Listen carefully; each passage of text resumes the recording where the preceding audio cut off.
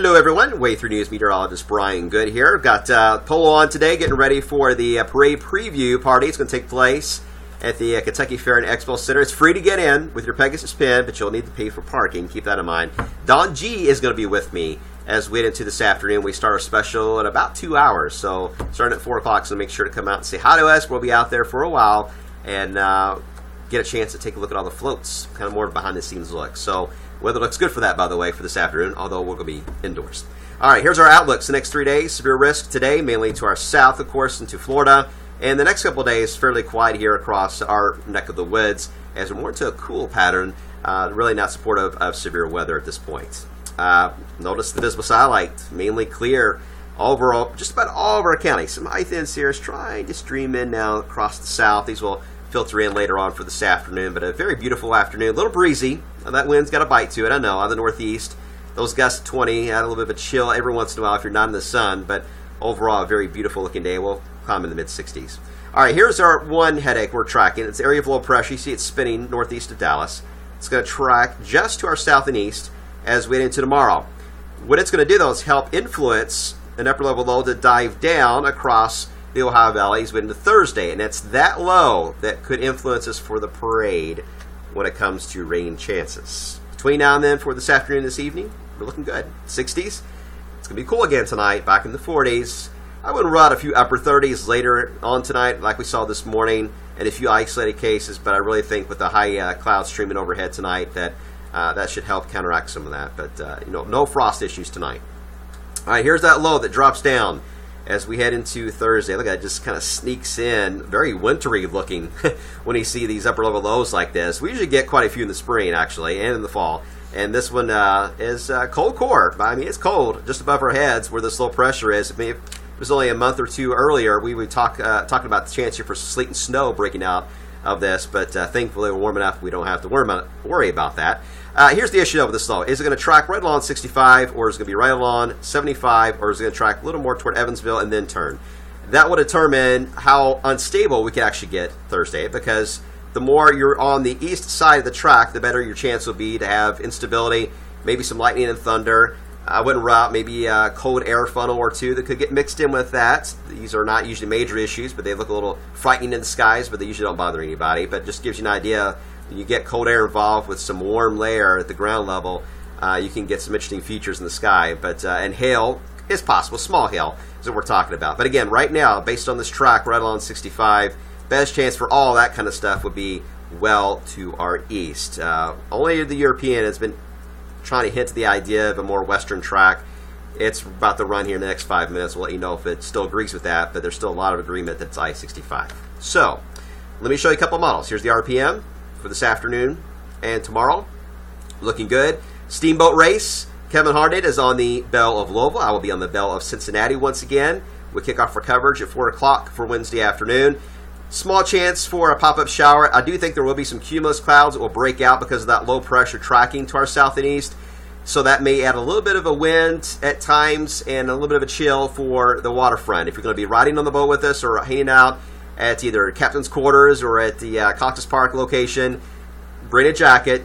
Even though it's showing temperatures in the upper 60s, if we get that cumulus field to certainly pop, you add that and a little bit of wind, it will add about a 10-degree wind chill compared to what you're seeing here. So it could feel like 60 degrees at times if you're heading down to the water tomorrow. So kind of a heads up there.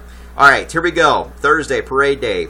It is taking the core of the low pressure right over central Kentucky, if not a little bit more west of I-65. So it's trying to hone in on the idea they're going to see spotty downpours around the area, some chilly air again, as I mentioned above. So once you get that raindrop to hit the ground, you really drop the thermometer outside into the 50s, whereas when the sun's still out, you're in the 60s. So that's the reason why forecasting the highs here on Thursday is going to be very much a challenge, because you could have 65 for a high as you head into, say, E-Town.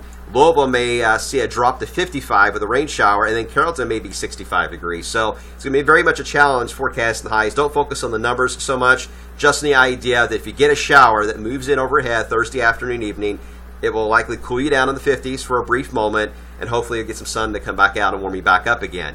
Now, the coverage of showers looks spotty, so don't worry about this for the parade. Yes, there is going to be a chance that a shower could actually impact us for Thursday afternoon for the parade. but it doesn't look to last very long. We will keep an eye on this and fine-tune the details because we still have another 24 hours of data to go through on that. Here's the NAM model for tonight, tomorrow. Quiet weather does increase the clouds, as I mentioned, tomorrow afternoon. Wouldn't rule out a spotty shower in a few cases around the area, especially as that low tracks to our south there. And then as we get into parade day, there's a chance we could see again a few showers. The NAM model is kind of back and forth on how that will evolve. In fact, here is its instability map here. Here's Louisville. Thursday afternoon, it tries to take the best instability right across eastern Kentucky and southern Ohio. That's your best chance to see any chance for hail, lightning, thunder, maybe some of those cold air funnels we talk about would be found well east. There is some cape or instability that tries to drop down with the core of the low as it moves in our direction, and that may enhance our basically our shower field on the radar. It may look very speckled and blossom, say around 2 or 3 o'clock in the afternoon. You'll see that effect. In fact, when we look at the sounding, I know this is hard to read. If you look carefully, our convective temperature is that number right here, and the red line does touch it by, say, 2 o'clock in the afternoon Thursday, which means we'll start to see things pop in the radar when it comes to downpours. And there's some cape that does show up here, so again, there's a small amount of instability to work with, but not much at all, because you see how dry it is above the cloud layer here. I mean, the clouds will likely form right in through here, which is about 6,000 feet. So these are very low-topped cumulus clouds, not really supportive of severe weather or anything like that, but can produce some showers and, of course, that chilly air as they pass on by.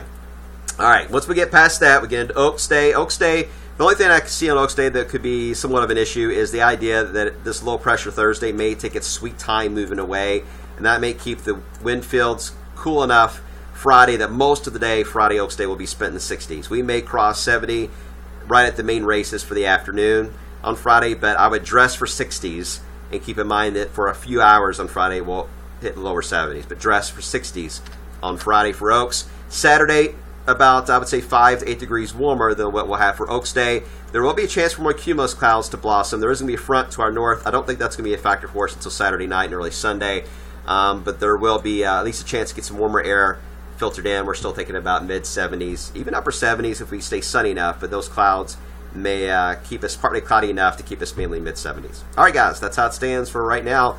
I've got to get ready, head out to the the Kentucky Fair and Expo Center there, so come out and say hello to us. We'll begin our coverage again today at 4.